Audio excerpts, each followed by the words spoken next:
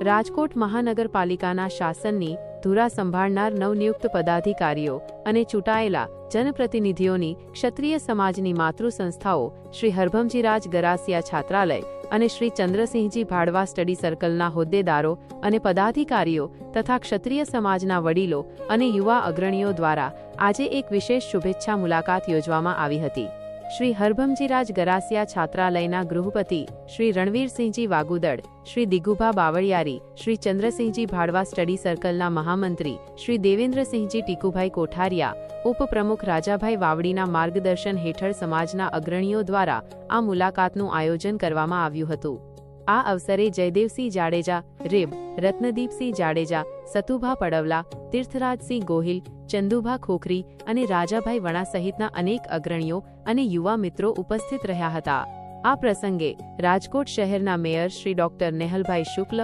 Deputy mayor Shrimati દક્ષાબેન Vasani, standing કમિટીના chairman Shri પરેશભાઈ પીપળિયા, શાસક પક્ષના નેતા શ્રી ડોક્ટર હિરેનભાઈ ખીમાણિયા, શાસક પક્ષના દંડક શ્રી સંજયસિંહજી રાણા, કાયદા અને નિયમોની સમિતિના ચેરમેન જયરાજસિંહ જાડેજા, સેનિટેશન સમિતિના ચેરપર્સન કીર્તિબા રાણા, માર્કેટ સમિતિના ચેરમેન શ્રી મોહિતસિંહ જાડેજા તથા અન્ય કોર્પોરેટરોનું ક્ષત્રિય સમાજના ઉપસ્થિત મહાનુભાવોએ પદાધિકારીઓને પુષ્પગુચ્છ અર્પણ કરી તેમના સફળ કાર્યકાળ માટે શુભેચ્છાઓ પાઠવી હતી તથા શહેરના વિકાસલક્ષી કાર્યોમાં લોકભાગીદારી અને સહકારની ભાવના વ્યક્ત કરી હતી। સમાજના અગ્રણીઓએ વિશ્વાસ વ્યક્ત કર્યો હતો કે નવા પદાધિકારીઓના નેતૃત્વમાં રાજકોટ શહેર વિકાસના નવા શિખરો સર કરશે અને જનસુખાકારીના કાર્યોને વધુ ગતિ મળશે।